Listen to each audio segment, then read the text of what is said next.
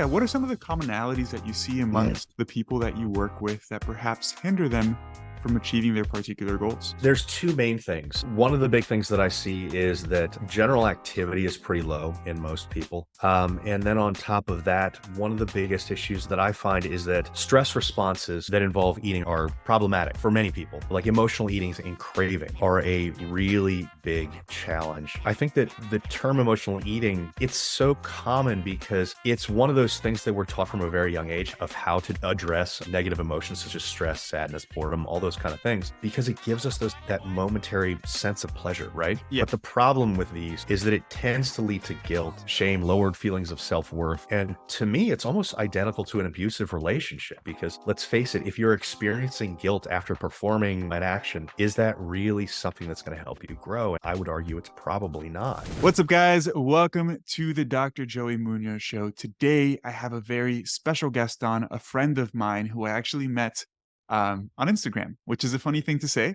But I guess in today's age, we meet a lot of people online. And I'm very happy I met this person because he is a fantastic coach and a fantastic professional who's putting out incredible educational content online. My friend, Dr. Allan Bacon. Allan is the owner of Maui Athletics, an online nutrition and fitness coaching company. In this episode, we're going to deep dive into a ton of really interesting topics. First off, we're going to talk about how to even build an online coaching business, which I feel like something a lot of people want to get into and don't really know how to even enter. And then we're really going to take a deep dive into stressful and emotional eating, how to identify whether you're eating out of hunger or eating out of stress. And we're going to discuss a bunch of very practical and useful tools and tips that you can implement to help improve your adherence to your overall nutrition plan and increase your likelihood of achieving your nutrition, health, and physique goals. My man, how are you doing today? How's your day going so far? I'm doing great, Joey. Thank you for having me on. First off, my day is just beginning. I mean, it is 8 a.m. here in Hawaii where I live. And this is a common thing for me with podcasts getting on because my time frame is so inconvenient for everybody else. But Yeah. it's nice because I can get these in when I'm, fresh, get some breakfast in, get up and have a talk with somebody that really knows what they're doing and get down to brass tacks. Um, but yeah, can't complain and ready to get rolling. Awesome, man. Well, thank you for being here today. I know we're going to talk about some practical stuff in terms of stress eating, emotional eating that's going to really help people think about perhaps why they set certain goals, how to moderate their behaviors, and really think about perhaps why we eat, which is, I think, probably a topic that most of us don't really even take a second to think about, right? But before we get there, I really want to know a little bit more about you, man. How about you tell me a little bit about your background? I know your original professional career was not really in fitness, so I'd love to hear a little bit about that and how you ended up in Hawaii. Yeah, I mean, it's kind of a circuitous story, but a good one for me. And I think it can be a good example for some people that are looking to make changes in their lives and are a little bit hesitant about doing it. So I was a doctor of dental surgery for 10 years. It was a great profession. It was a lot of fun. But as you can imagine, medicine in America today it's very intensive. And I remember at one point I was doing surgery at 8:30 on December 24th. I was supposed to be going out with my in-laws to have, Christmas Eve dinner. And at the same time, my father was going through this issue where he was battling throat cancer. And all of that was kind of adding up. And I had a conversation with him because he had been a doctor for 35 years. And I said, hey, if there was anything that you could do differently in your life, what would it have been? And one of his comments was, I wish I would have spent some more time to enjoy life, to kind of live in the moment. And that struck a chord with me. And so, after dealing with those two things kind of back to back, I thought about things for a while. I turned to my wife, who is also big into fitness. And I said, hey, you know, what I'd really like to do is I'd like to look into some coaching and start a company and kind of do this as a side job because this is something that I'm really passionate about. Mm. I mean, I'd always been a lifter. I had started lifting when I was 17. I'm 41 now, so that's a good level of experience. I had been working in the dietary supplement industry for sports supplements for 10 years at the time. So I had a foot in the door. And she was all for it because she was a CrossFit Regionals athlete. She was an American record holder in Olympic weightlifting. She went to Worlds in 2019 and got second at Worlds. So there was some, background and knowledge there that we could use to impart to other people and have a successful business. Yeah. And so we did it. And for 2 years, I worked Maui Athletics, which is our coaching company, as a side job while I continued to practice. And what I like to bring up about that is for people that are considering getting into coaching, understand that you may need to work two jobs when you first start, because the reality of the matter is coaching doesn't pay a whole lot of money when you start. Yeah. And even when you get a good following, coaching can often just put you into a comfortable type of situation rather than a, hey, I'm going to make, millions of dollars type of situation. And that's okay. The important thing is finding that balance between, okay, well, how much money do I need to live comfortably and Mhm. what can I do about my own quality of life? And so for me, this was a wonderful move for quality of life. I mean, I'm more stress free than I've ever been before. And I really, really love what I do. And I was one of the lucky ones where things seemed to kind of fall into place and find that passion that I was looking for. Now, it doesn't hurt that um, we ended up naming the company Maui Athletics because I had always wanted to live in Maui, and I tricked my wife. She hates when I say this, but I love putting it this way. When we were getting married, she came up and she said, "Hey, I'm planning the wedding. What color flowers do you want? What do you want for this or for that?" And I was brave enough to say, "I don't care," which is probably the worst thing that you could possibly say to a wife that's planning at your wedding. But I had a caveat there and I said, okay, look, I don't care, but don't take this in the wrong way. I don't care because, and I think most men could probably relate to this. I don't care what colors the Yeah. thing is. I don't care. The only thing that I care about is let me have a little bit of say in music and let me have a little bit of say in the food, and we're Yeah. good to go. And I'm going to have a good time. Yeah. And Yeah. and my wife is reasonable enough and she knows me enough to say, "Okay, he's not being a dick. He's Yeah. telling me, what he really it feels about this." But the way that I put that out, I said, "I don't care about this planning as long as we stay within our budget. Do whatever you wanna do. But what I wanna do is I wanna plan the honeymoon." And I had been to Maui in the early 2000s, and I absolutely loved it out here. And, so I thought that I would plan the honeymoon and, take the stress off of her after all the planning for the wedding, and then she could just relax and I could have something that was fun to me because I love planning vacations. And after spending 10 days here, I turned to her and I said, "Hey, would you like to live here?" And she's like, "Of course I would like to live here. We get to go to world-class beaches every day. We both love hiking, being outside. That's our thing." And, and so we were like, all right. And so we named the business Maui Athletics. A couple years later, we bought a home here and ended up moving out during COVID, the height of COVID, and made it work ever since. But, my point with all of this is I know that people have these passions and have these concerns about pursuing them because there's a difference in a job that can support your lifestyle and in a job that you can feel really excited about. Mhm. Um, so what I would recommend there is figure out a way that you can dip your feet into that passion and see if it'll work out for you. Maintain those jobs that provide you with the security until you're able to make that a lifestyle and see if the quality of life is actually there or if it's a pipe dream. And in some cases it is. But even if it is, at least you've given that a shot and then you can, sit back and be a little bit more comfortable making the money and using that as, a hobby on the side rather than always thinking, well, what if I would have done this? Yeah, So man. it's a circuitous way to get to that answer. And it was kind of a long way, but it's strange to go from a highly protected type of job where you know that you're always going to be paid well, you know that you're always going to be in demand to go into coaching. And you can probably relate to this. I mean, Yeah. their coaches are a dime a dozen, and coaches are a dime a dozen because there is there's no bar to entry. Yeah. You don't even need a certification to say, "Hey, I'm a coach." Yeah. And so what do you do to set yourself apart? Well, having a doctorate doesn't hurt because you can put doctor before whatever your name is.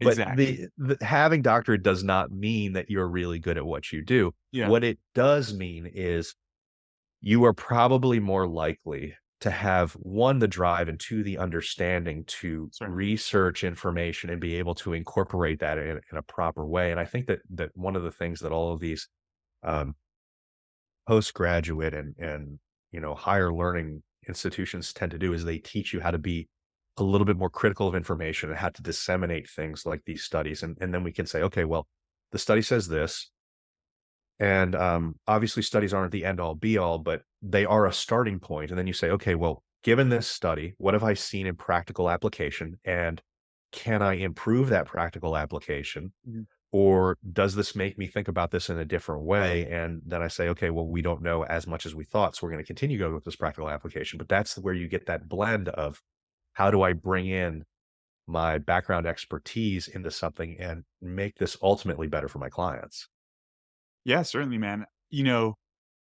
I've always said that the most valuable thing I got out of doing a PhD was the ability to think critically. It's not even like the A information hundred learned percent. because honestly, half the information I've forgotten because I don't use it on a daily basis, right?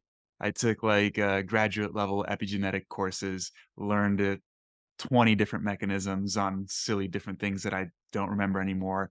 Took high level like endocrinology courses, learned all about different organ systems. And obviously, I know the majority of the information, but the very specific information, the very specific details you forget. But what you don't forget is the ability to think critically, right? Which is what you're really challenged to do in a higher graduate level degree. I think most people think it's like, oh, you do a master's or a PhD, you just learn a ton more information. You do learn some more information, but honestly, the bulk of the information, at least in the field of nutrition or exercise physiology, you really do learn a lot of it in undergraduate, right? And then Yeah. that graduate degree is really teaching you to expand the way you think, teaching you to expand the way you communicate, how you understand research, and those are all skills, right? And I think those are Mhm. skills that translate really well to other aspects of your life, whether it's coaching, if you do that as a career, or whatever else your career is, right?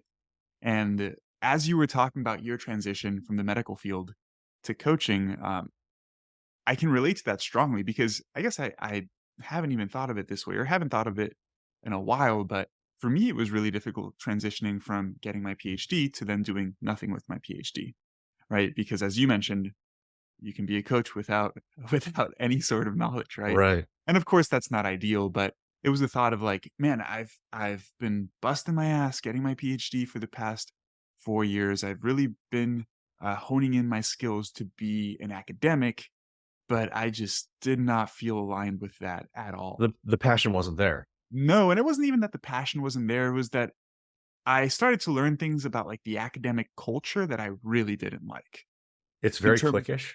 and yes, that's one aspect. The types of personalities that are attracted to that type of career were not the type of people that I related to very well. Let's just, Mhm. like, put it that way, right? There was a lot of, like, politics involved, there was a lot of, like, ass kissing involved, and I just, like, Mm. wasn't about any of it, and then I just had some poor experiences throughout my PhD, and even before my PhD, I always had an entrepreneurial drive, and I knew I wanted to have my own business in like the nutrition and exercise science field, and I had no clue what it was going to be. I didn't really even know what coaching was. Um, Mhm. but thanks to a couple of like series of fortunate events, I am doing what I do now. And I've made a whole episodes on my background and how I got into coaching, so I won't get into it here. But one thing I wanted to ask you is, I guess for people that perhaps are listening who might be in a similar position in terms of wanting to pursue a different career, wanting to do something different with their life than they're currently doing, and perhaps they're in a place that's very secure right now, it can be scary, right? What was that transition for you, like emotionally, psychologically? Was it difficult, or did you feel pretty confident? I'd love to know a little bit about that. So, right, this is a funny answer because I was probably more naive than anything else. And Okay. it's a funny answer because I don't wanna make people feel bad. When I was making the transition, I was very excited, and I didn't really stop to think about what if this goes wrong. Yeah. That's probably that's probably not what most people do. I did plan it, and so, I mean, we were talking before we even got on recording that I'm a planner to an extent, and I like to have some background And I was more focused on like, look at how cool my logo looks. And this is gonna be great. And then I can, and like I make shirts and stuff like that. Like half of my drive was like, I get to make my own shirts, like just for me to wear. And so I think that for most people, you're going to have some sleepless nights. And I think that that's okay. But that's also why I really highly stress have your main job and maintain it for a Yeah. while, at least a couple years in most cases, at least a couple years. And I remember, don't quote me on these exact numbers, but I remember looking at data from the National Academy of Sports Medicine where they were coming out and they were talking about the attrition rates of new coaches. And the attrition rates were something like 90% after the first year. Because the reality is when you first get into coaching, the average coach makes between like 35 and $40,000 a year. Yeah. And and that can be very discouraging. But um think of that period more as your internship, even though it is like when you're actively working. Think about more of that as an internship. Find a mentor as best you can in your area. We're online now. We've got, a lot of resources to be able to do that, but find somebody who's had some experience because the reality is there is no single cert out there that's really that good. And this is not to get down on certs. It's just the amount of information or the amount of experience that you would need is just it's problematic to fit that all into a cert. Um, and so finding a mentor is probably the first best thing that you can possibly do. Understand that you're going to have some sleepless nights, that um, you're going to have reservations, and you're probably going to think back, is this the right move for me? And if you're starting to think back on that a lot, then just like when you're working with clients and you adjust expectations, and adjusting expectations down can be a really good thing sometimes. Maybe your client Mhm. comes to you and they say, okay, well, I can work out 4 days a week, and they're an accountant. And then all of a sudden March hits and now they can no longer work out 4 days a week because tax season is in place. So then you drop it to 2 or 3. Do the exact same thing in your life and say, okay, well, I wanted to have this business up and running and be doing this full time by the end of my first year, but that's just not panning out. And I will continue to do this as a side gig. And then you're making a little bit extra money doing something that you really enjoy and you really love. And that's okay. And it could take off later and it may not, but you're still getting benefits out of it and you're still doing something that you enjoy. So I think that adjusting those expectations is really the right move there. Yeah, I think that's a very, positive and balanced way of thinking of it. It's funny that you mentioned that you were so naive because you were in the medical field for 10 years, and I guess my from talking to you, learning a little bit more about you, you're definitely a little different than I thought perhaps. I thought you probably would have been, like, way more calculated and, like, uh, more thorough in terms of, like, your thought process in terms of switching careers, but I think you and I are very similar in the sense of, like, "That sounds good, I wanna do that, I'm just gonna do that without really giving it much thought." Would you agree with that? It was a combination of the two because Yeah. certainly when I was making that shift, I was like, okay, well, I'm going to maintain my job. And I was the head of a clinic that had 3 dentists, an oral surgeon, an endodontist, a periodontist, 2 pediatric dentists. And I was running that. It's like coordinating Mhm. doctors is like herding sheep or herding cats, believe it or not. And so, because there's so many egos involved, particularly when you get into like, the surgeons, there's so many egos Doctors have involved. egos? I Yeah, would it's have never believe it or guessed. not. And so and so there was that, and so I had that. I think that I was less stressed because I knew no matter what happens with this, I'm gonna have enough money to survive, and Mhm. so that it's people are really funny when they're like, "Money doesn't buy happiness." That's bullshit. Yeah. Money certainly buys happiness up to an extent, Yes, yes. and money might not buy complete happiness, but money certainly lessens the stress that you deal with on a daily basis, and so, for me, that stress wasn't really in play, so then my focus was, okay, well, what do I do to come out of the gate as a viable choice for people? And a lot of it is appearance. And so I made sure to have a fully functioning website that had the ability to have me have my blog so I could put out some information to show that I actually have some idea of what I'm talking about. A clear funnel to be able to sign up with me if you wanted to. A results section started to build over time. Um, and and trademarking all the things related to my business branding. I actually went through the national trademarking office and all that to do that from the very beginning, from day one. I was incorporating and trademarking and all that stuff. And I think that having that stuff as the basis of, okay, this is a legitimate business. I'm not just doing this on the side, really cut some stress. And then it was more like, let's see where this goes. And I was lucky in that I had friends and family that knew, that I knew what I was talking about just from personal experience. And I would say, hey, do you want to work with me? We'll do this at reduced rates. Oh, and that's another good thing that a lot of people don't tell you. If you're starting out, do everything at like 50% off and work with friends and family and everything like that. The biggest thing in the beginning is literally just building a testimonial portfolio or a results portfolio because there's no other way that people are going to really understand what you can do for them. Yeah. And I know that a lot of the marketing companies are like, never devalue yourself, but this is, you know what a loss leader is? No. So a loss leader in business and economics is you do something that you know is probably going to lose you money in the short term because it's going to pay off in the long term. And maybe Yeah. you feel like your time is much more valuable than what you're charging for those Yeah, first yeah, yeah. ten clients. But I actually found that that worked out really, really well because I got some people that came in and they were people that I knew. And so they weren't, people with unrealistic expectations or somebody that was going to hassle you a whole lot. And they stayed for a long period of time because they knew that they were getting a real bargain of a deal. And then they started to see really good results. So then you could start to use them as results and transformations, which certainly lends to credibility. So that's another trick that I would use if you were starting out or anybody listening was starting out, consider doing a loss leader in the beginning because I think it's invaluable. Yeah. That's a really good point. I've heard both point of views, right? In terms of like people arguing you should never discount your services and your time, but your explanation makes perfect sense as well, as particularly for somebody who may be starting off, right? I think that once you're more established, discounting yourself consistently, I would agree with. You Yeah. probably shouldn't do it.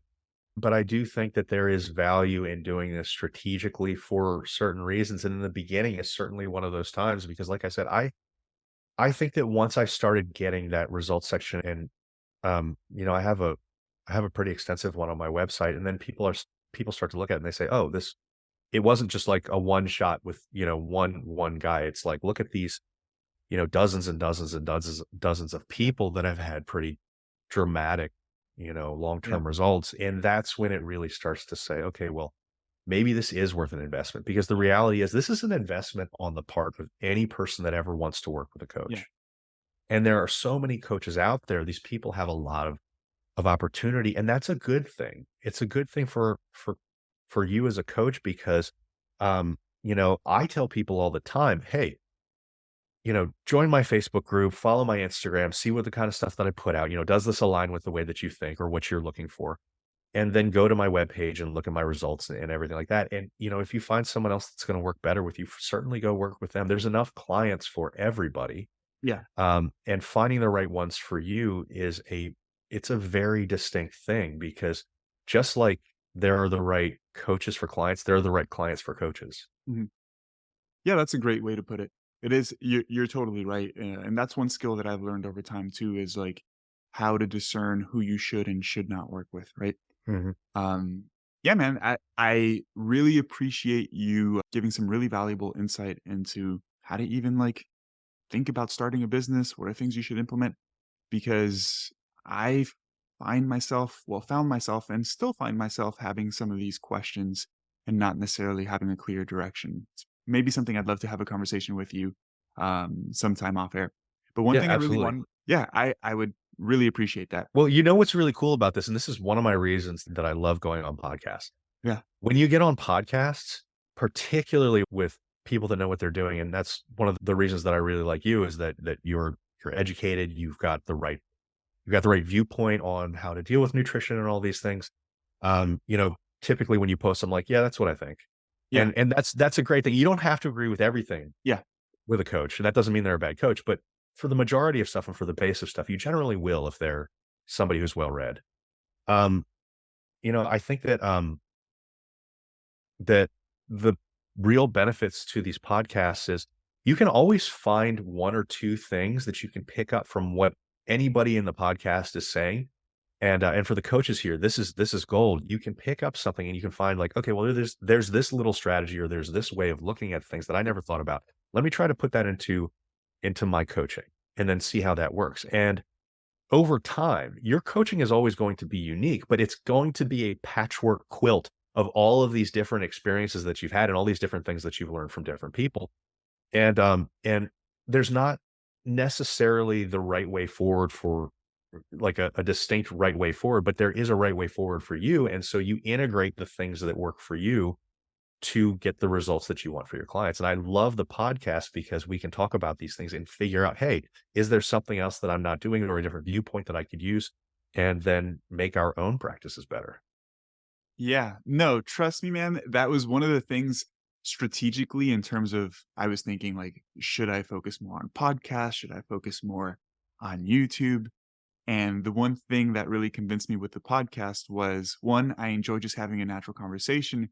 But two, Mm, strategically, I was like, this is probably the best avenue to continue to learn and educate myself because I'll have conversations with people and I'll just yep. learn things naturally as I'm producing content. It's Right? the best way for a couple things. It's a really good way to establish relationships, but it's Certainly. probably the best way once you're an established coach to improve your coaching. And people have asked me if I'm going to start a podcast. I've had a lot of my clients bring that up, like, "Hey, you should start a podcast."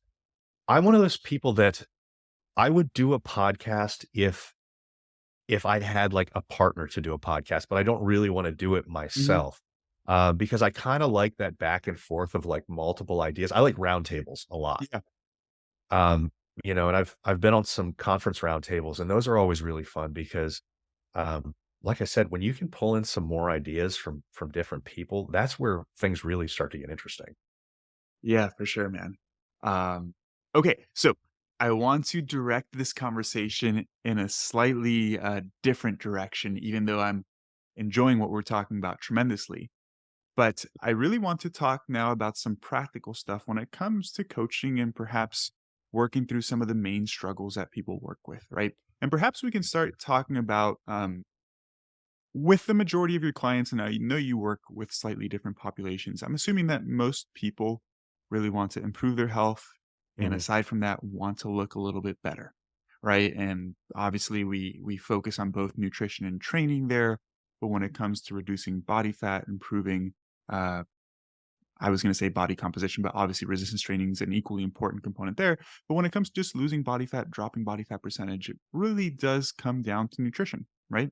So what are Mostly, some, yeah. yeah, what are some of the commonalities that you see amongst the people that you work with that perhaps hinder them from achieving their particular goals? I mean, one of the there's two main things. One of the big things that I see is that general activity is pretty low in most people. Mhm. And then on top of that, one of the biggest issues that I find is that stress responses to that involve eating are problematic for many people. Like emotional eatings and cravings are a really big challenge for a lot of people. And I think that the term emotional eating, it's so common because it's one of those things that we're taught from a very young age of how to address negative emotions such as stress, sadness, boredom, all those kind of things, because it gives us that momentary sense of pleasure, right? Yeah. But the problem with these is that it tends to lead to guilt, shame, lowered feelings of self-worth. And to me, it's almost identical to an abusive relationship. Yeah. It's this thing that you turn to, but it never really fulfills that need that you have to allow you to grow and to be more productive. Because let's face it, if you're experiencing guilt after performing, an action, is that really something that's going to help you grow? And I would argue it's probably not. Um, and there's multiple ways that people react to these things. Like some people with stress response to eating, they'll tend to overeat. That's the majority. Some will tend to not eat at all. Mhm. And that's me. I tend to stop eating. If I get really stressed, I basically go into fasting mode, and it's something that I've had to break myself. So, This idea of having an emotional regulation issue with eating in your relationship with food, don't feel bad about having it because even coaches experience it. I mean, these people that are doing this day in and day out have these challenges and they're constantly working on it as well. Now, these stress responses, especially with food, they tend to develop in during adolescence and childhood. And there was an interesting study that gave me some good feelings about this. And I like to explain this to clients because I think it's a way to focus on this and then feel like we can actually do something to improve this. Um, Emotional eating is a learned habit. Now, there was a study that I'm not sure if you're familiar with this, Joey. You may be, but Hurl 2018. Have you ever heard of that one? I'm not sure. No. Okay.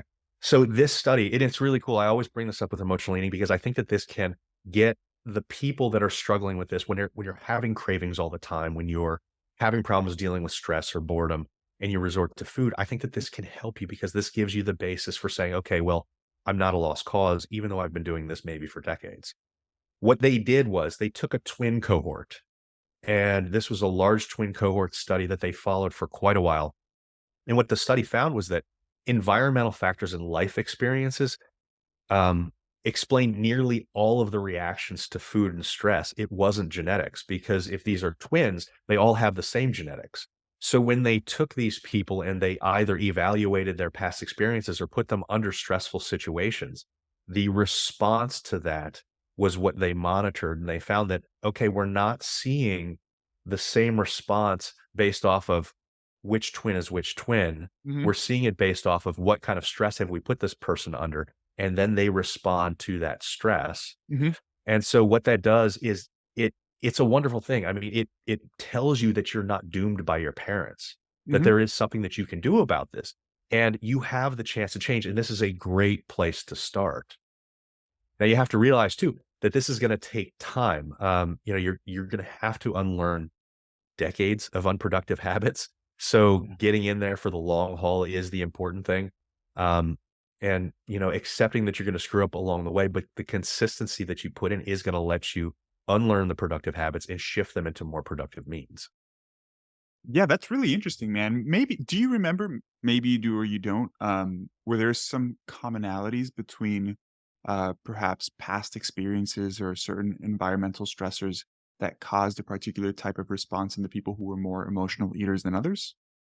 There were, I mean, the larger effects of stress. So if you had a more significant traumatic experience in life, that would tend to do it. It also depended on, and this is really important for parents in the audience, because you may inadvertently be causing future problems for your child and not even knowing it. So this is not something that you should get down on yourself, but once you understand it, it is something that you should probably address. Using food as rewards or ways Mm. to address bad feelings is probably the wrong way to go about it. Oh, you had a basketball game, but you didn't do very well. Let's go get some ice cream. Oh, you had the basketball game and you did well. Let's go get some ice cream. And so then all of a sudden, you're now resorting to food as Yeah. your response to whatever's happening. Oh, you had a bad day. Here's some donuts. Don't do that. There's more productive ways to be able to teach your kids or to teach yourself how to deal with stressor situations, or boredom is a big one there. If boredom is the trigger, and then all of a sudden, every time you get bored, you start wandering around your fridge, maybe leave yourself a note on the fridge that says you're bored. Yeah, that's And this is not to get down onto people that are eating because they're physically hungry. Because physical hunger, yes, that is something that depending on what you're trying to do in your current goals, is something that you should address. And so this is actually a nice segue into the next part that I like to have with my clients is I start to talk to them about the differences between emotional and physical hunger and identifying those two because this can give you that background that you need to be able to make the decisions on, okay, well, am I physically hungry or is this something that is being brought on by the stressors, the boredom, the things that are happening in my life, and I don't really want to eat what I'm eating, what I'm gonna try to eat, but I feel compelled to rather than making that a mindful choice. And so what I like to point out are five things related to this. Emotional hunger tends to be sudden, whereas physical hunger tends to creep up on you.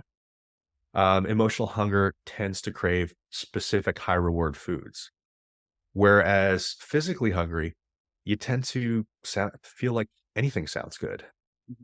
And, a really good test for this that you might have heard in some manner or another is the Apple test.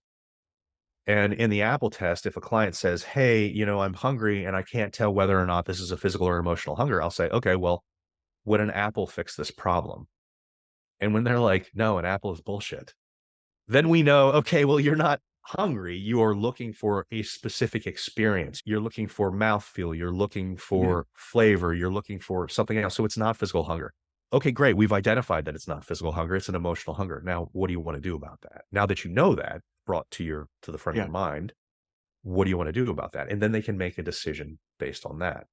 Yeah. Um, Emotional hunger tends to be mindless. It tends to be located in the mind more than it is in the stomach. I mean, if you've got a physical hunger, you get those things like hunger pangs. Yeah.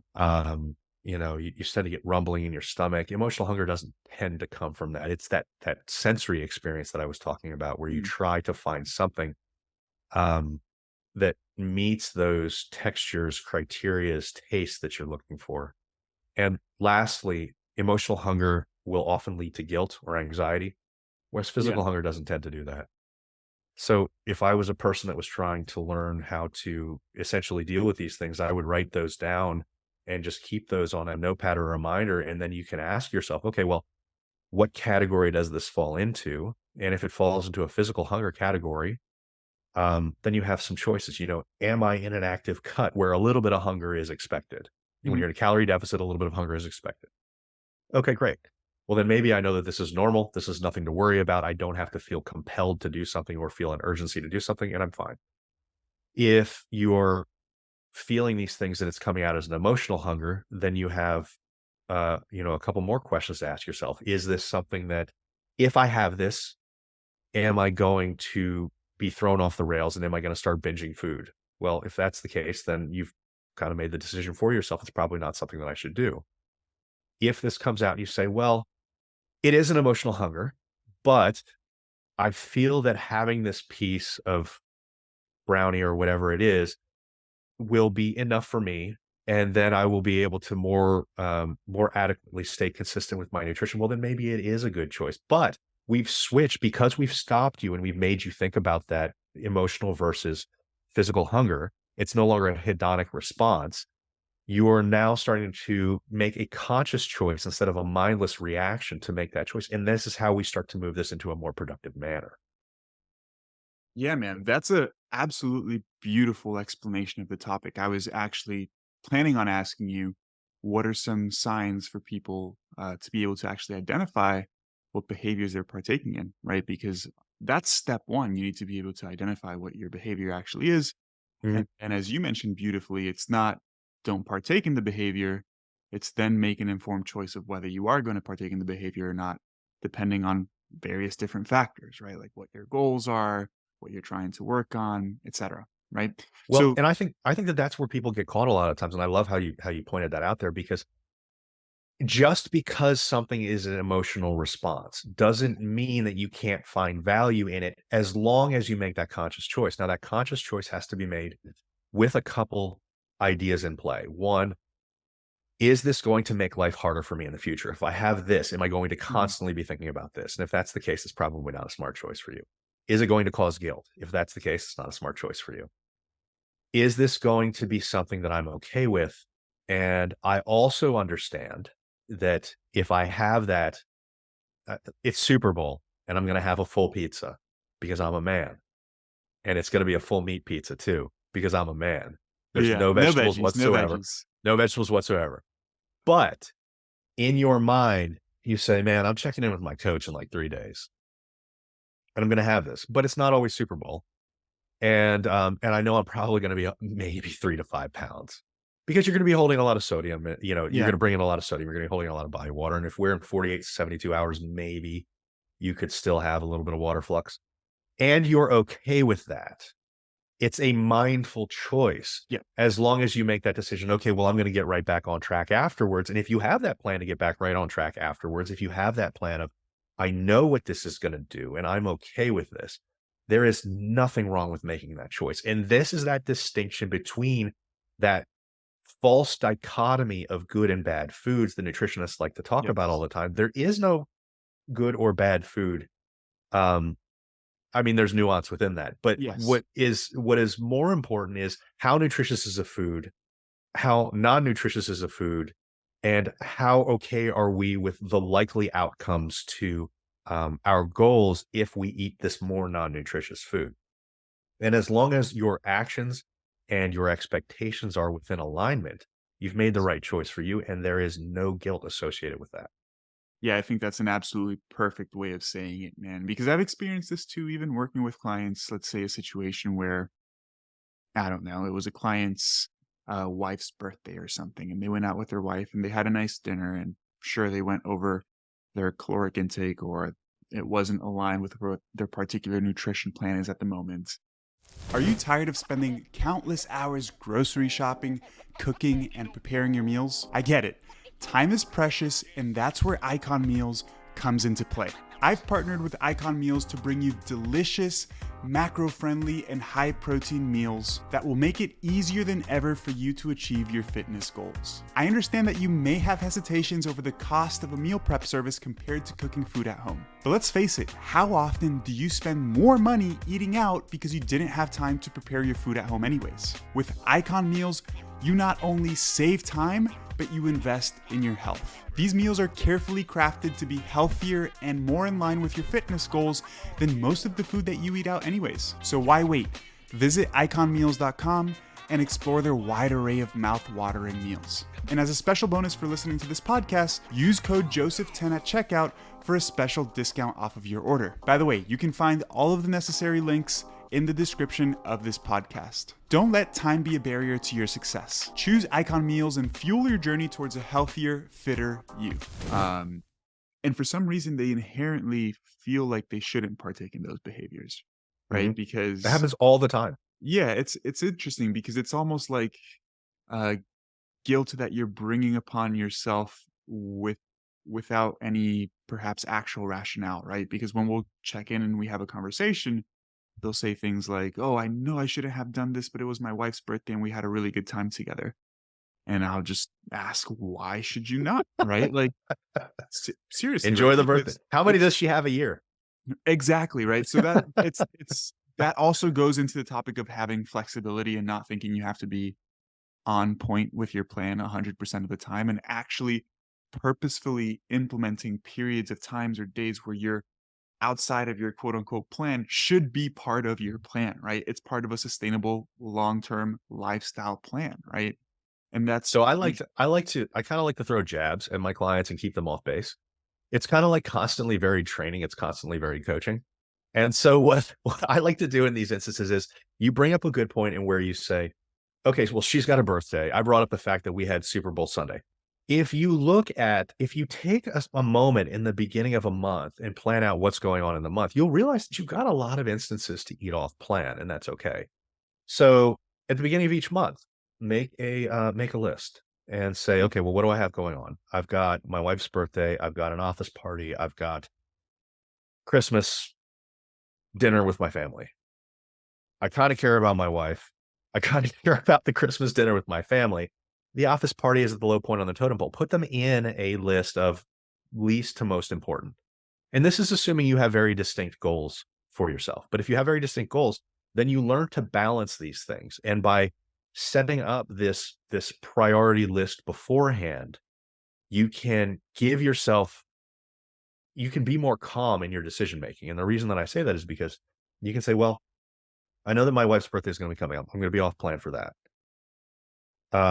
Because I'm going to be significantly off plan for that, it makes it okay for me to be more on plan for the rest of the week because I know that I've got a treat coming up.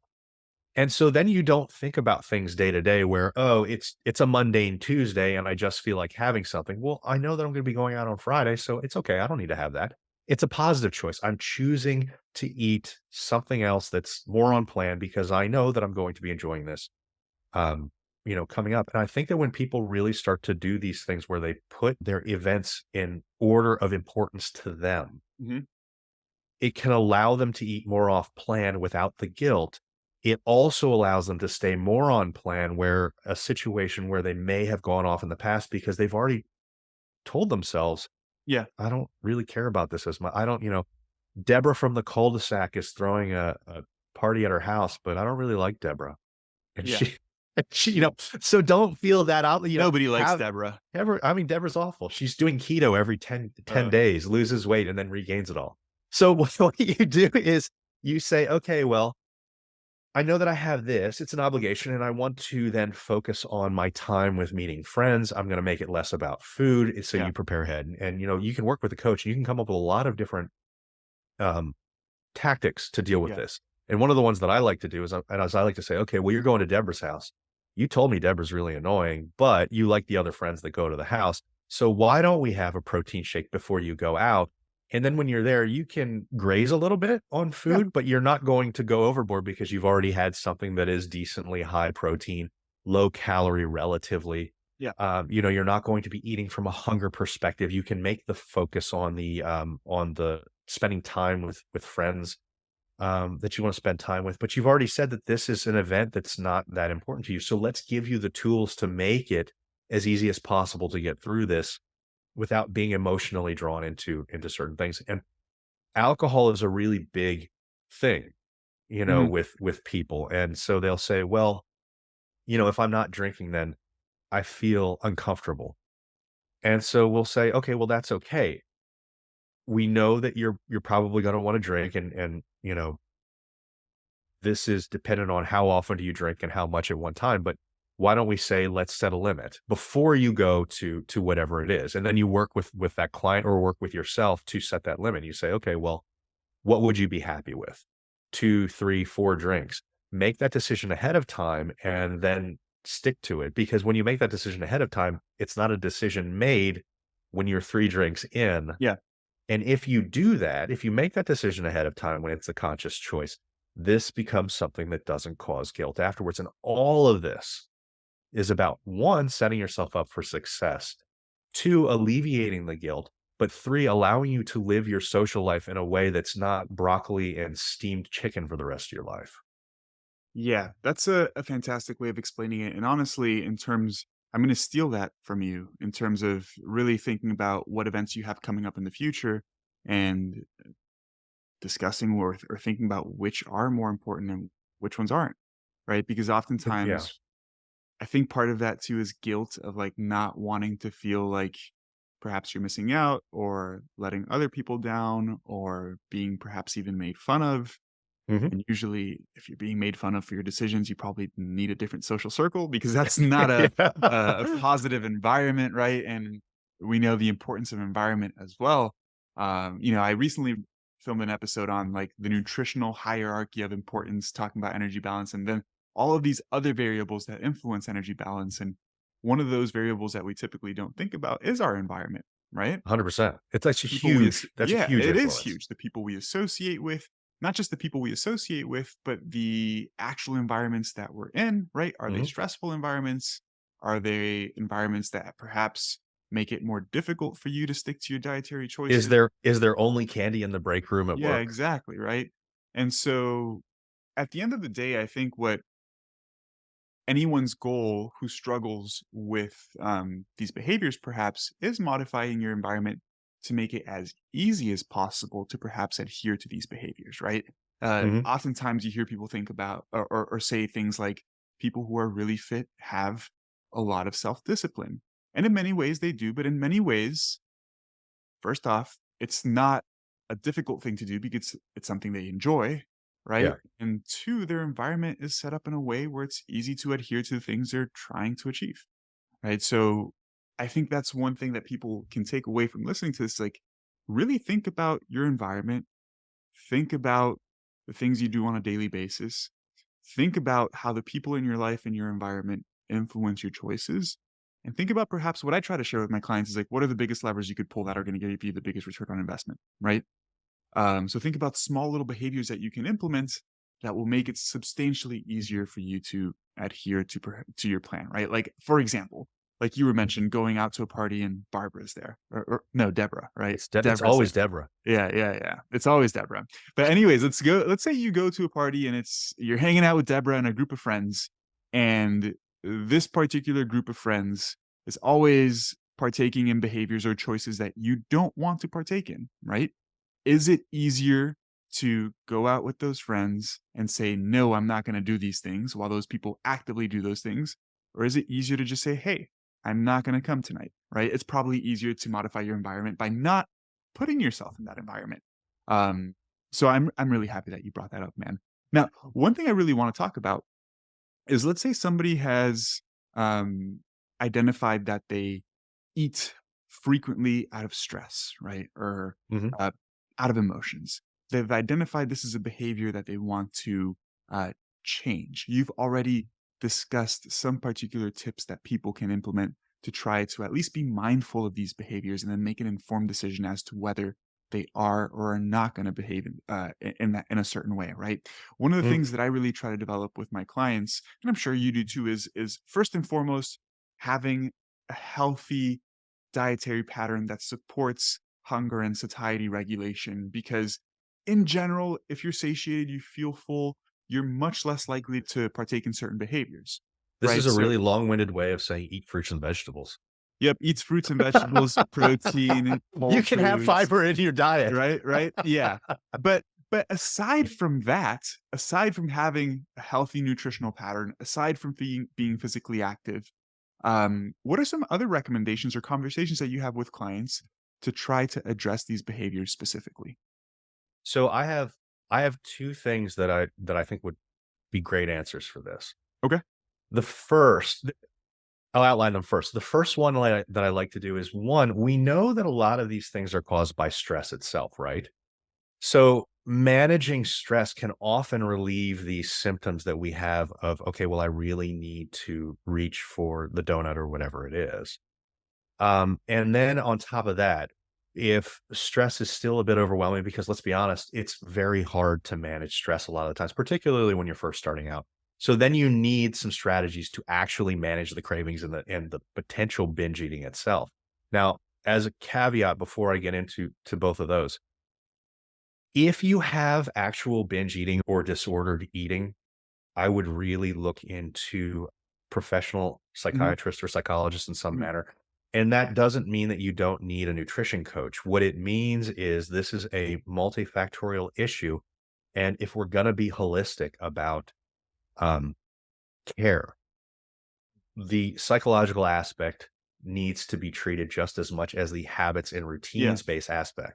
And so there's nothing necessarily wrong with that. And I've certainly talked to my clients, and I've had clients and I've said, hey, let's bring a psychiatrist in on this.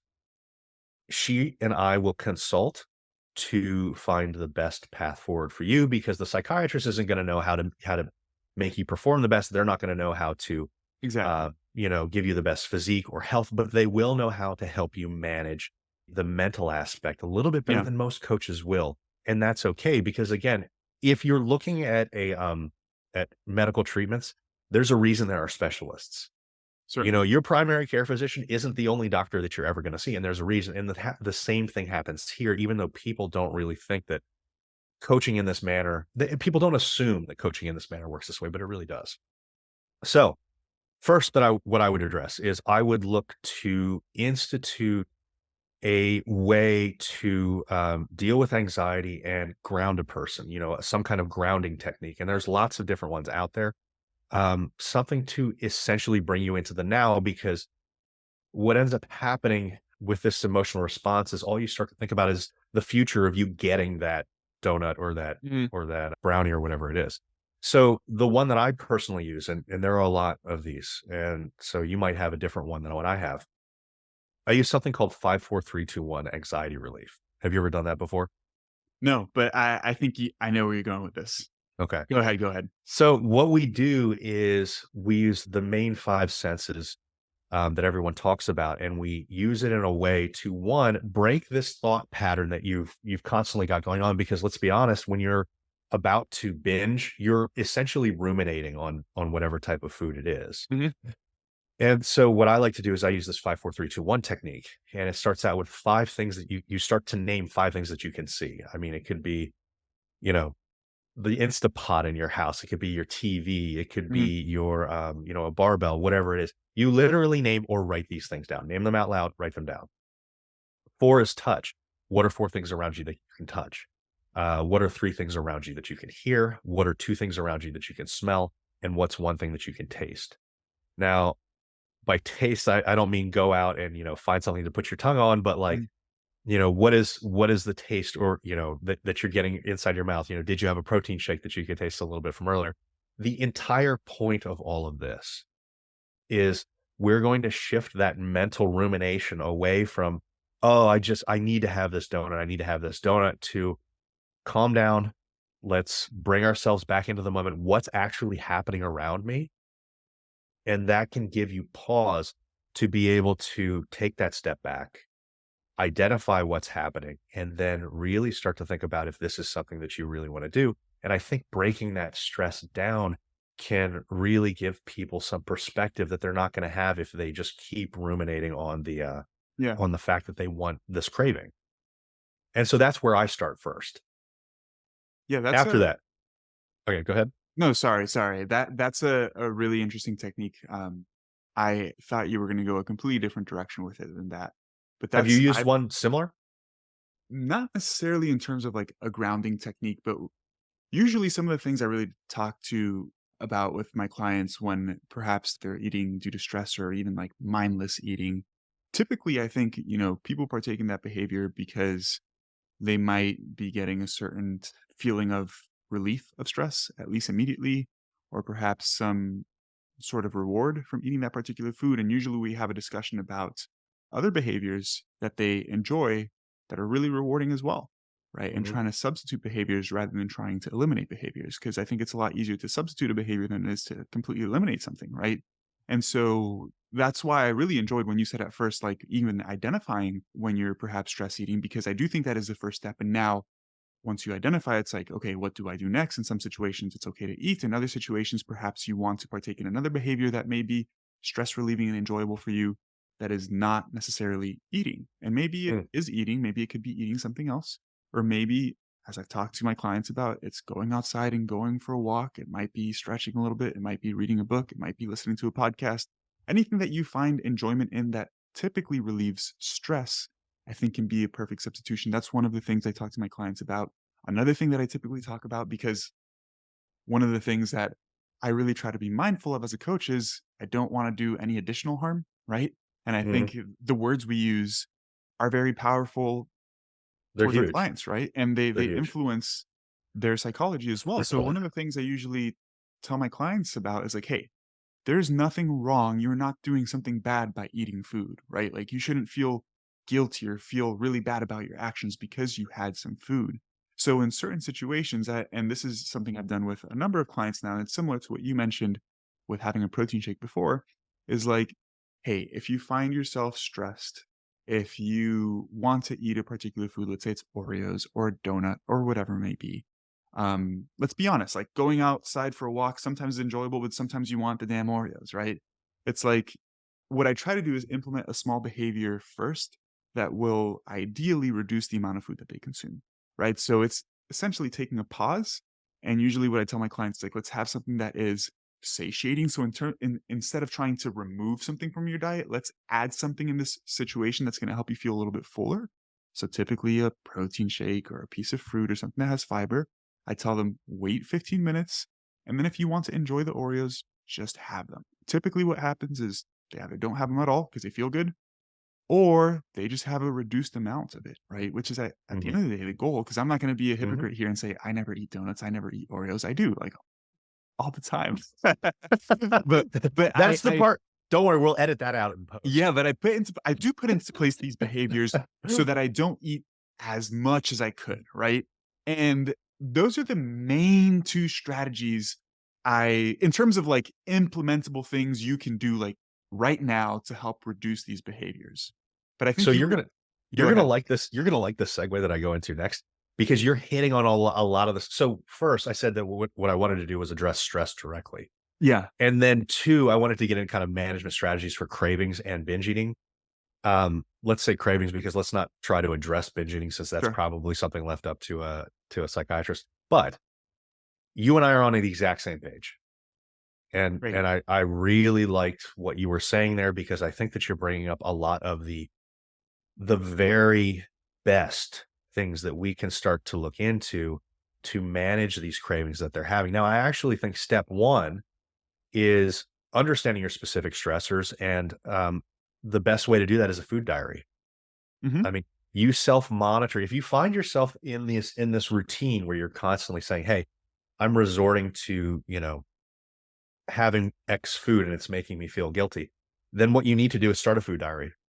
Write down everything that you've eaten over the day, and even list how you were feeling or what happened just preceding that, Mhm. preceding that within a couple hours.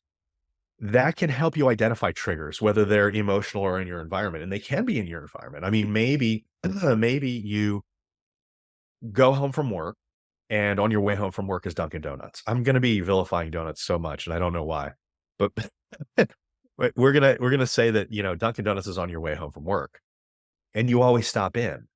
And Deborah's there. And Deborah is doing another weird diet, and she's just making it worse. And so you can start to, over a few days to a week or 2, start to realize, okay, well, what are my triggers here? And the food diary really helps that, and that can help you address things. And like you said, adjusting the food environment. Maybe that's how you identify the food environment that you need to adjust. Maybe you take a different route home that doesn't go right past that Dunkin' Donuts. And by changing that, you've now all of a sudden removed the issue that you had in play. The other thing that you can do is fight food anxieties. And I'm going to say something. I'm going to love to hear your response on this because this can be um, controversial. But let me get it all out there entirely Sure. before a response. But I'd love to hear your thoughts. I am a fan of short-term or long-term detoxes of problem foods. Now, having said that, detoxing problem foods means you have had an issue. You've admitted that you have an issue with a specific type of food. Whenever I eat these chips, I eat the entire bag and I can't stop myself. Okay, great. We're not going to vilify this food. We're not going to say that you can never have this. But how about we try this for 4, 6, 8 weeks? We're going to make a plan to not have this food in your house. We're not going to eat this. And if the client says, "Okay, yeah, I'm willing to try this because I've been dealing with this my entire life," good. We're going to detox this for a month or 2. And then we're going to reconvene because we have our weekly, biweekly, monthly meetings or whatever you do. And I'm going to ask you, how are you feeling about this food item? And when things start to get better, then we say, okay, good. This is part of the process. Let's consider slowly reintroducing this food and see how you do. And this is how we bring this food back into your life so you feel like you have some control. Because I think telling people you just need to control this or just moderate, telling somebody who has an issue with a trigger food just to moderate is like telling a gambling addict, just don't gamble. Yeah. And in some ways you have to break that cycle. So how do you break that cycle? And I find that the detox of that type of food tends to work really well with the understanding that, one, it's their choice. They say, I'm okay with doing this because I know that this is a short-term thing. And come up with a time frame. Say, hey, we'll check back in 4 weeks Mhm. and see how you're doing. And then if they're doing better, say, would you feel comfortable bringing this back in a moderated manner? So instead of getting that family-sized bag of Doritos, we're gonna get the individual pouches. Put that in, you can have it once a week, have it, then tell me your experience after having it. And if they start to say, "Yeah, I feel better," great. We can start to bring in more as is needed as you 2 decide. But in many cases that I found when I start to incorporate these detoxes in like 6 weeks, people are like, "I'm good. I don't need it." And you're like, "Okay, well, that's your choice." And that's wonderful. Because now you've adjusted your food environment. It's been your choice, and you feel like you're taking control of the situation because this is your choice. So I like the idea of detoxes, assuming we know that they're not permanent and the client is in the driver's seat. What are your thoughts? Yeah, that's interesting. I've never thought of it that way, at all, honestly. I've never used a strategy like that. Um, I've almost taken like this sounds so funny, like the opposite approach. You Because make them smoke the entire pack? yes, sometimes 2 packs. Well, here's the thing, and I get like we were talking about, this is excluding people with particular eating disorders, right?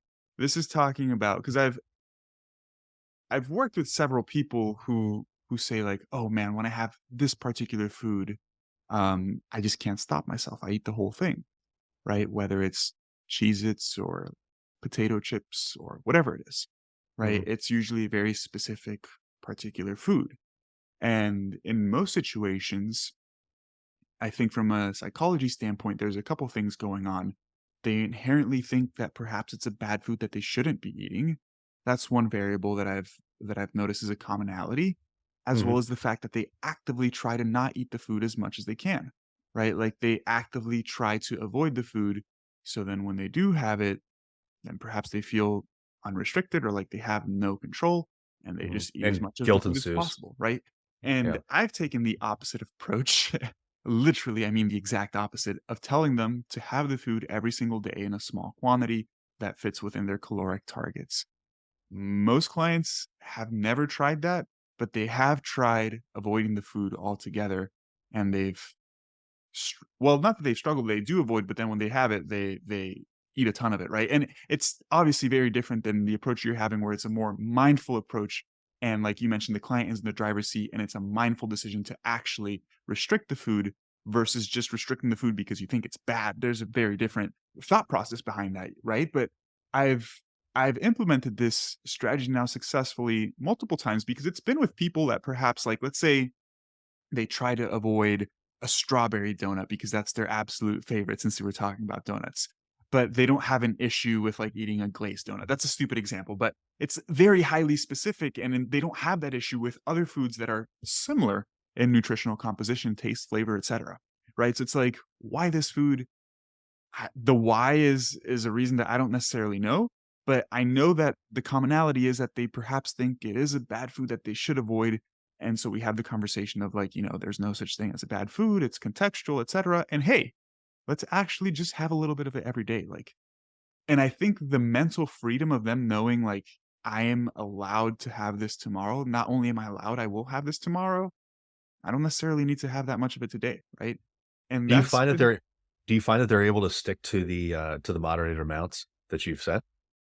it's a I mean, it's a process that you have to work through. It improves Yeah. over time, right? It's not Yeah. like it magically works the first time, but I have noticed that it does give a lot of freedom in Mhm, terms of not feeling bad about eating the particular food and not having the mentality of like, "Well, I just had a bite. I already fucked up, so might as well just keep going," right? Because mhm. that's something that people struggle with a ton. Um, yeah, man, I think, there's so many parallels here between nutrition and exercise, same mentality of like, I didn't work out today, so I'm not gonna work out for the next month, right? Or Mhm. like, I didn't have time to do my workout today. It's like, hey, maybe don't do the whole workout, but just do the first exercise type of thing. It's the same parallel there. And so that's the strategy that I've used most times, honestly. I don't work with a ton of clients who have trigger foods or really struggle with a particular type of food. But in general, that is the main strategy I've used that's been fairly successful when they mention that it's like one particular specific thing. Like I am literally going to be implementing this strategy starting with a client that I'm working with now, where for her it's just ice cream. And she's like, I can't have it because when I have ice cream, I eat a ton of it. And I'm like, that's okay. How about we just have a little bit every day? And a little bit, that term, a little bit, is different for everybody, right? Right, Because right. you can And allot changes over time too, because exactly, and you can as they get allot a used to certain it. amount of your like caloric intake towards it, Yeah. knowing that this is what I tell my clients is like, as long as your overall nutritional patterns are healthy and they're promoting hunger regulation, and you want to allocate 300, 400 calories towards this food, ice cream, it's not that big of a deal. It's fine. Now, if you find yourself in a situation where like you're allotting, let's say, 400 calories per day towards ice cream, and throughout the day you're really having a hard time sticking to your nutritional plan because you're hungry throughout the day, then perhaps think about minimizing that so that you can include other foods that are going to help you feel fuller. Mhm. But if everything else is in place, who cares if you have 400 calories of ice cream if you're within your overall uh, energy requirements. You're staying active, you're getting protein in, you're getting fiber in, all of the other stuff that you should be doing anyways, right? What are your thoughts on Yeah. that? I mean, I think that this is one of those things that, in my opinion, you talk to coaches and they've got different strategies, right? Yeah. Or there are different options. I think that sounds wonderful. You know, if it works within the context of what you're doing, I think that it's worthwhile. And I think that probably the end answer to this is it's going to be client specific, and maybe Yes. one would Yes. work better for one client and one will work better for another client. And having more tools in your toolbox is probably never a bad thing. Yes. Um, my way that I've done that in the past probably comes with some more caveats to where you really have to explain how this is coming out so it doesn't sound like a negative thing with the detox. But it's possible, now that I'm thinking about the way that you do it, it's possible that what I might start doing is incorporating yours as a first measure and then using the detox as a stopgap. Because let's say that we do yours and we're working on getting that down, and they just consistently have issues with being able to moderate that into what's essentially a reasonable amount to allow the rest of Yeah. the diet to be nutritious enough to say, Yeah. okay, well, we're doing good. Well, then maybe what we do is we go to that detox at that point and say, hey, look, we tried this one. It didn't work. Let's try this other one, see how that works. And maybe that allows us to get back to that point that you were working on with your initial thing. And I actually think that these can kind of be complementary. Yeah, and I again, the reason why I even use this strategy is okay, again, outside of the context of people with eating disorders or people who actually I have a hard time using the word food addiction, but let's say in this context, actually have a certain addiction to a particular food, right? So outside of the context of somebody who would need professional help from a psychiatrist, for example, I'm not sure the particular reason why some people struggle with some types of foods, but I do think that those behaviors can be worked through by exposing yourself to those foods without guilt. Because Mhm. again, I think guilt is one of the big reasons why the behavior occurs in the first place, I right? agree. And I've Yeah. done I've experienced this myself, man. Like before I knew much about nutrition, before I started coaching, before I went through graduate school, I believed in a lot of the silly myths like carbs are bad, etc. Right? And Don't I eat would after 6. yeah, right. Only after 6. Yeah. I thought you said only after sex. And I said, I haven't heard that one. That too. But before they're pretty good. But anyways, so I've fallen into these myths about thinking particular foods are bad. And so as a kid, I struggled with my weight. And it obviously as a kid, a lot of things are out of your control. Mhm. But it was just the way we ate at home, etcetera. Coming from a Spanish household, like food was always a reward. Like it was Finish your plate. yeah, exactly. Dude, the stories I have from when I was a kid. My mom would serve me a Finish second your plate. plate, and then you can have dessert. You're like, "Wait, I'm really full as is, so you want me to Yeah. add extra calories and then dessert?" Dude, if I didn't finish my first plate, my mom would serve me a second plate as, I like, mean, my punishment. mother's my mother's Italian. Do Yeah. you know what? That doesn't work. You Yeah. can't refuse Italian cooking either. Exactly. And it's all super heavily carb based. And I'm not vilifying carbs. I'm just saying a little bit more protein on the plate Yeah. would have been Yeah. nice. Exactly. So check this out, man. As a young teenager, I was fairly overweight, and then the methods used for me to lose weight were 1, more exercise, positive. I started Okay. swimming competitively, and 2, my mom just thought carbs were bad, so she cut out all carbs. Which is great when you're swimming. Yeah, right? Dude, my dinner, like, 3 or 5 3 or 4 times a week was just pretty much a whole rotisserie chicken because my mom just thought carbs caused fat gain.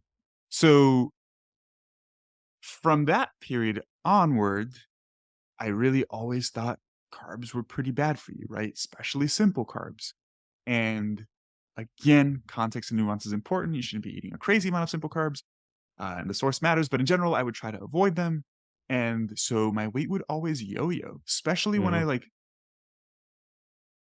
when I started college and I was on my own for the first time.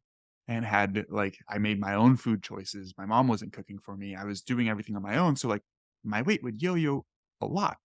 Not a crazy amount like other people's, but probably plus or minus 15 to 20 pounds, and I would chuck it up to, like, I was just bulking, but Mhm. it wasn't. Like, I was just stuffing my face as much as I can, eating whatever I wanted, and then I would feel really bad when I gained 15 pounds, and I would drop it by avoiding carbs, right? And then the one thing that I think personally has helped me a ton now is just one, having more knowledge, but not having the guilt associated with those foods. Like, the thing is, there is no like crazy reward when I eat something that is carb heavy, and there's also no guilt when I eat it. So it's just like another food.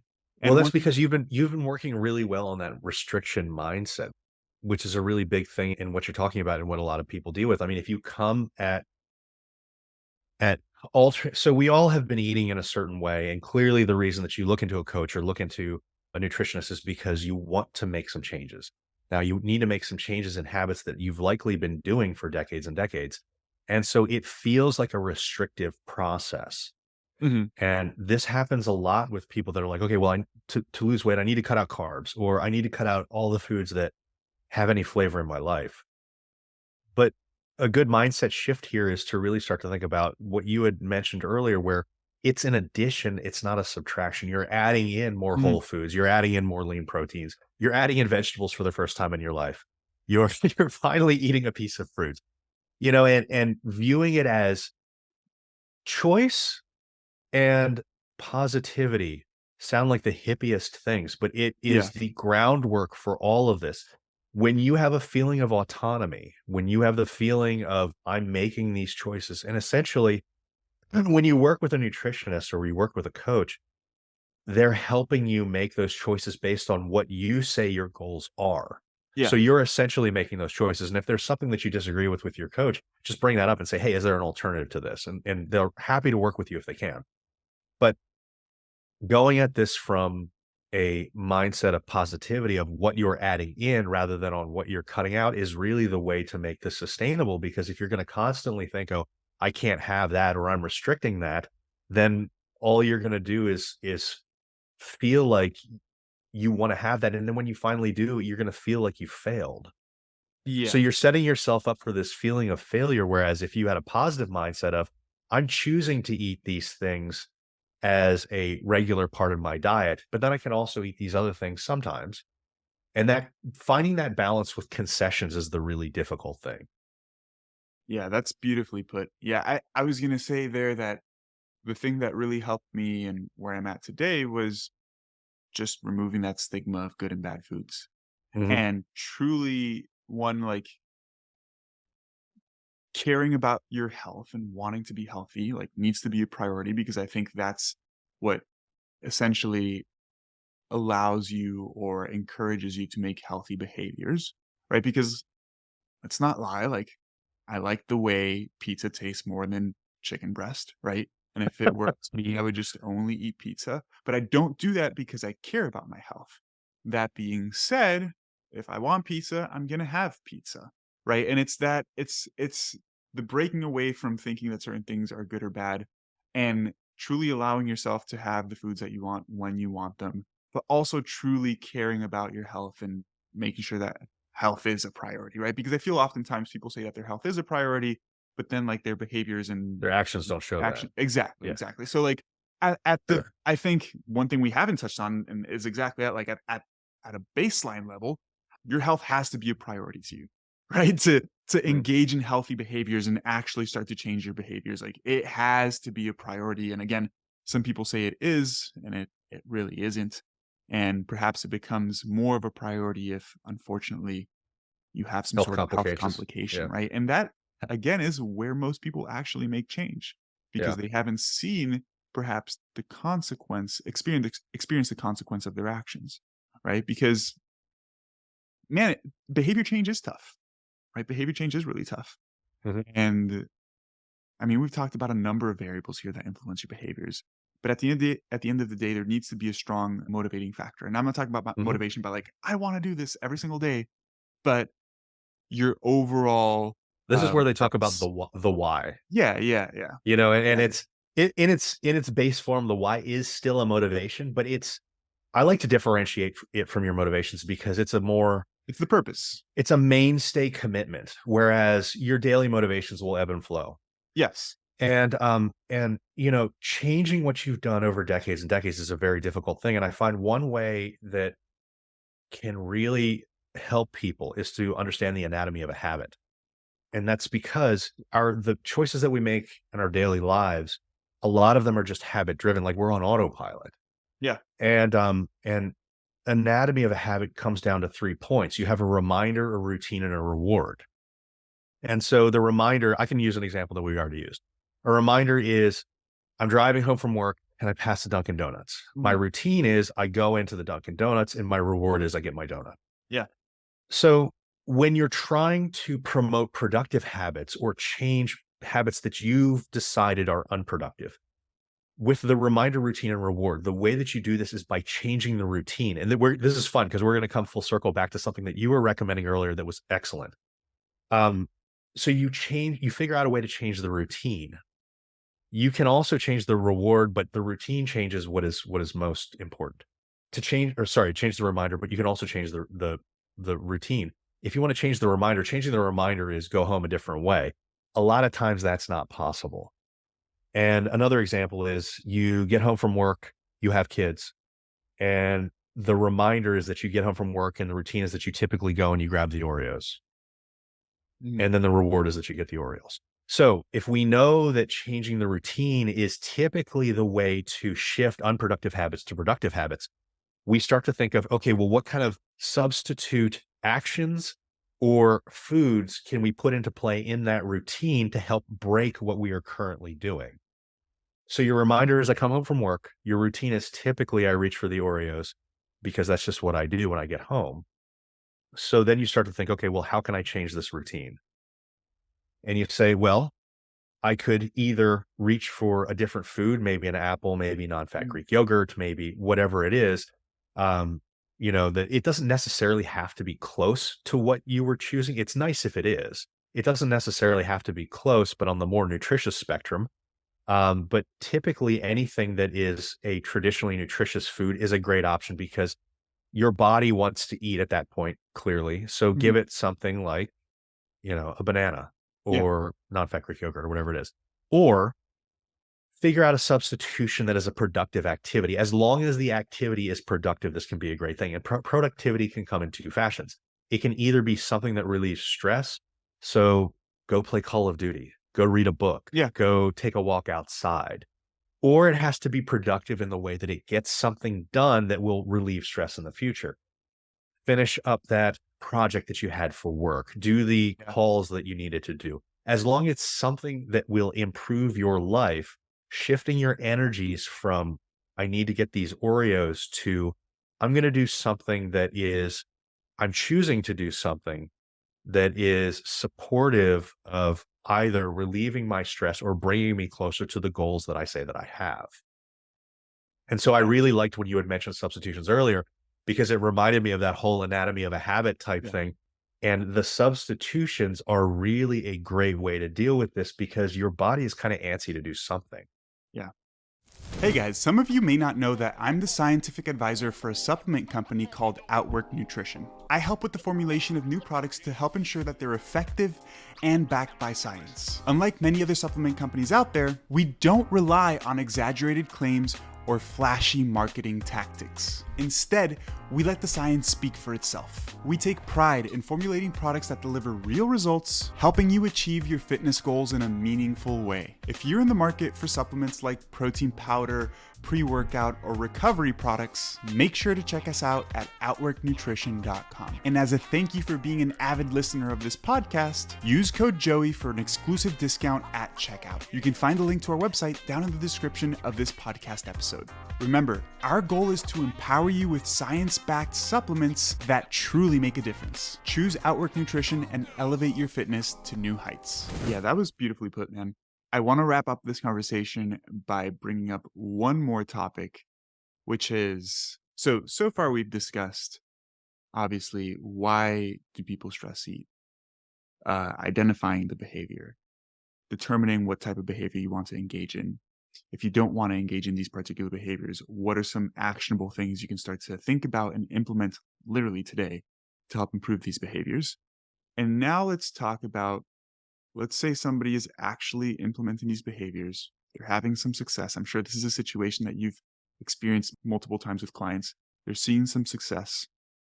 And then, of course, eventually, inevitably, they have a slip up, right?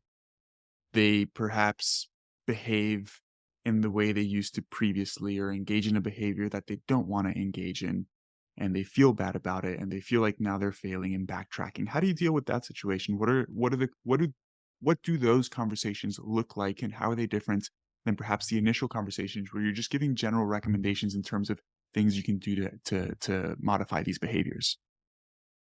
So the question is essentially, how do we get back on track? Exactly. And not just how do you get back on track, but because at least for me, I try to discuss with my clients to use that as a learning experience, really. And Mhm. I guess it is essentially getting back on track, but also not having any because I think there's a difference between a coach who says, "Hey, you messed up, let's just get back on track," Mhm. versus really digging deep and like discussing why there's nothing inherently wrong with that particular behavior and making sure that the client doesn't have any sort of negative emotion or Attached to it. feel weird about their behaviors, right? Because like we were talking about earlier, like it's not that big of a deal. But objectively, it's not that big of a deal if you went on vacation for a week and you quote unquote fucked up. But like clients do feel like they made a huge mistake, right? And Mhm. perhaps they might feel like they've been doing so well for the past month and like they really messed up now and they're back to where they were at before. Um, what does that look like? Have you experienced that work before working with clients? Yeah, I mean, I think every coach that's been working with somebody long enough has experienced this type of thing. I think that that mindfulness practices really come to mind in this type of situation, and a mindfulness routine. So I typically, this is one of the things that I recommend because you can cut these off before they become quicksand or before Mhm. they snowball. And I find that my best recommendation for this would be to cut it off before it gets to that. And so when I have check-ins, I actually have questions in there that deal with like their emotional Mhm. state and how they're dealing with things. And a lot of times what I'll do is I'll institute a mindfulness awareness exercise. And it's it's really funny when we talk about all these different ways to deal with psychology because they all sound so like hippie-ish, but they really work if they can bring you some conscious idea of why you may be doing some things because Yeah. understanding the why of why you're doing something gives you an ability to address it, to Yeah. identify what's happening and then either cut it off at the source or to figure out a way to deal with it. And so for me, knowledge is power in these types of situations. So what rather than allowing it to a situation like that, what I like to do is use a process nightly that's 3 awareness questions. What am I doing? Why am I doing this? And where is it taking me? And a lot of times when I find that somebody is having emotional, let's say that this is an emotional dysregulation type of situation. You know, they're overly stressed or they're feeling like they're failing. I have them ask themselves this and write the answers down and preferably if they'll do it, shoot me an email with it, and then we can talk this out. But when you ask yourself these things, they make the client aware of their daily routines, what's happening on the daily. It allows them to evaluate the motivations behind those things. And then that puts into focus whether or not it's bringing them towards their goals. Yeah. And so when you start to put these things into perspective, you can reiterate what you're seeing there to the client and you can say, "Hey, what I want you to do is I want you to come up with some." Let's say that you're a third person and your friend has told you this is what they're experiencing, this is where their goals are, and these are their answers to these 3 questions. How would you recommend they deal with it? Because coming from a third person perspective, people will often know what they should do, Yeah. even if it gives them anxiety to take that leap. So I tell them, let's look at this from a third person perspective. We've identified what's going on by using our motivational awareness questions. Yeah. And I want you to come up with solutions to friend X's problem and Yeah. then send them to me.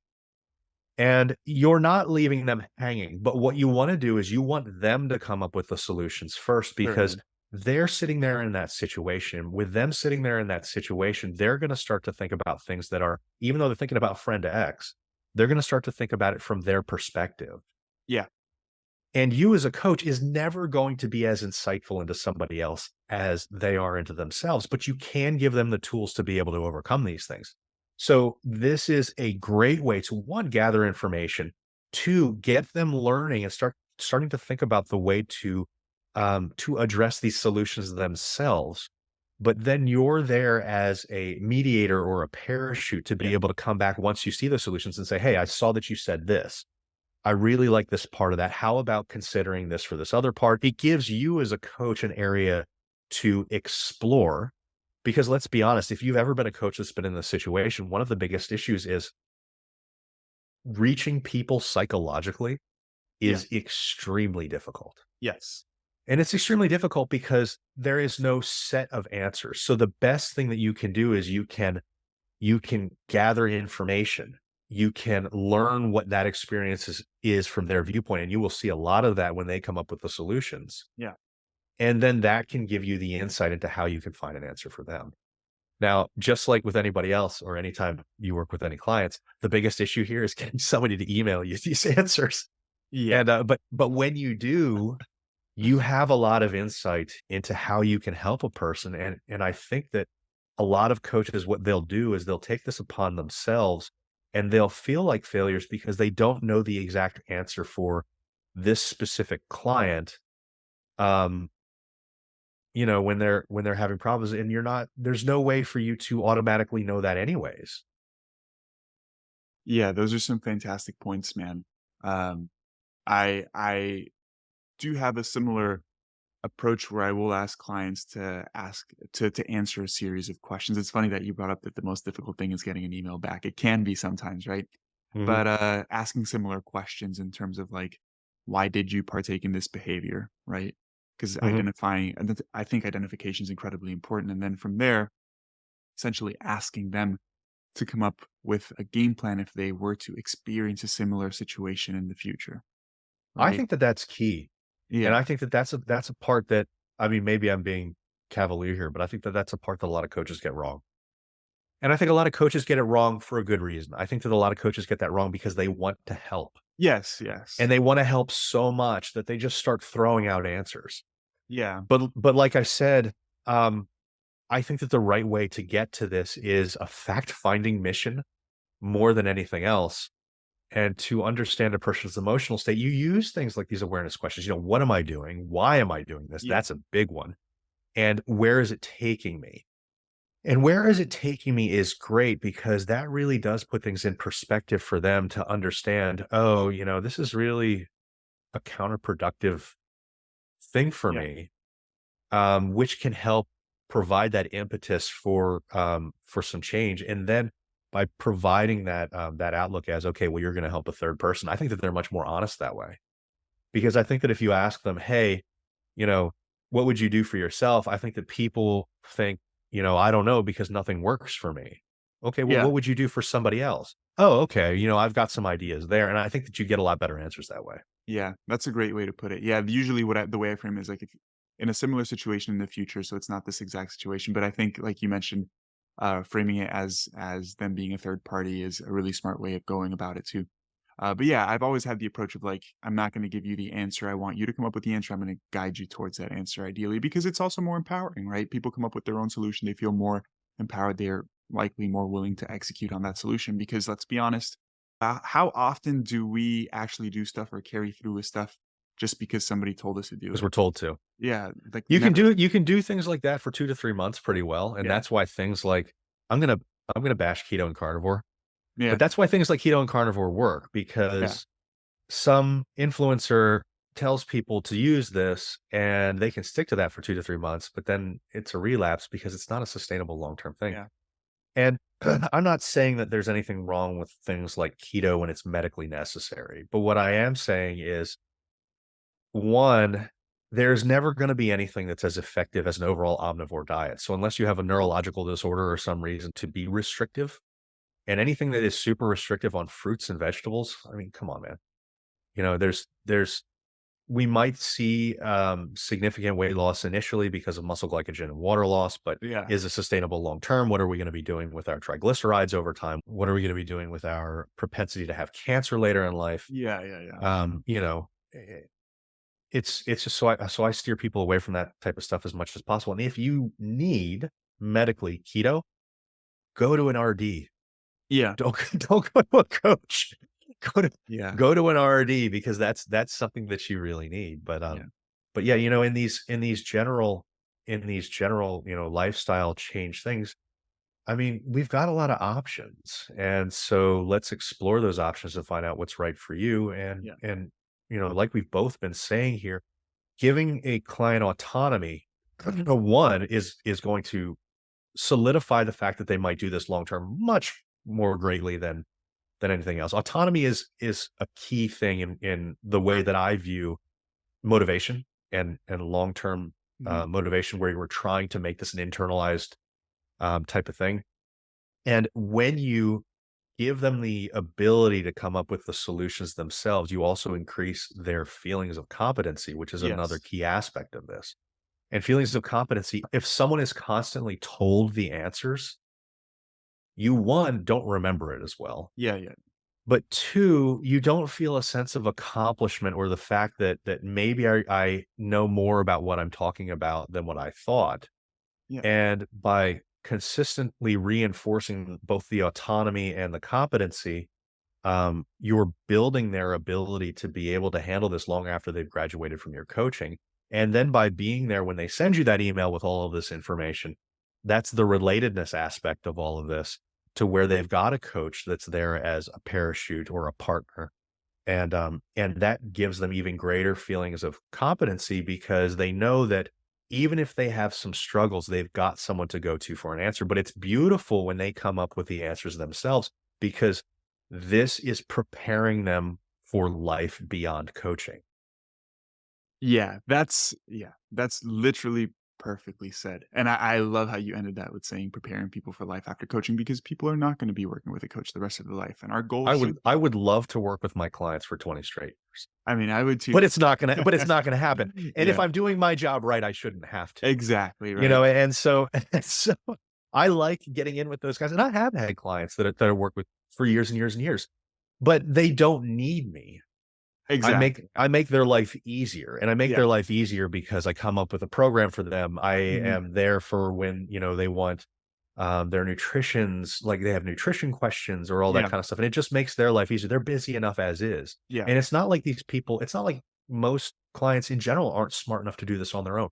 They are, but when you do it with a coach, you get it done in a much more efficient manner, Yes. much more quickly, with someone that's there with you as a partner, with adds some extra buy-in because you're now putting money down on the line, Yeah. and it's an investment, but it's good to have money down on the line because, if you didn't, maybe you would fall off track a little bit more, but you're like, "Shit, I'm paying $200 a Yeah. month. I may as well do this." And, so there's all these benefits to having it in play, but, you and I both believe that we should be setting up people for autonomy, long term. And I think that all of these different things that we've talked about, I mean, we've gone over a lot of different strategies that people Yeah. can use. And I think that it's wonderful because you may not use all of these, Yeah.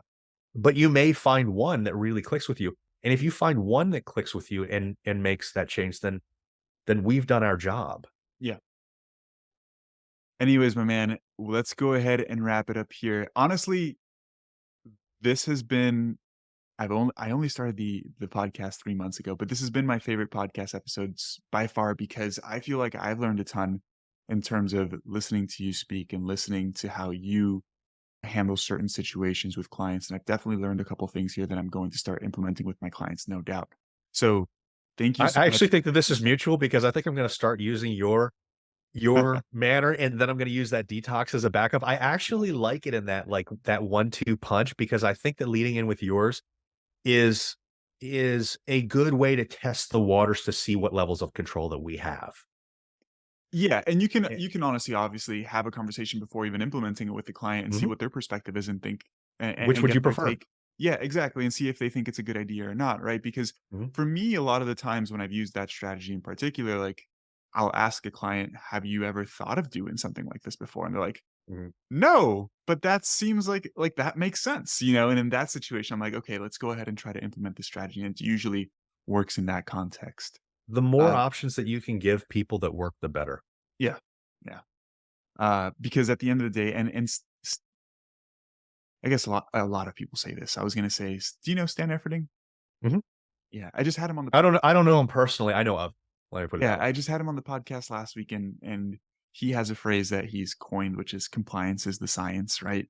And essentially, it's like in terms of compliance, in terms of adhering to something, in terms of having a particular goal or having a particular nutritional intervention you're trying to follow, it inherently implies that you need to change something about what you currently do, which inherently implies that there's going to be a certain degree of restriction.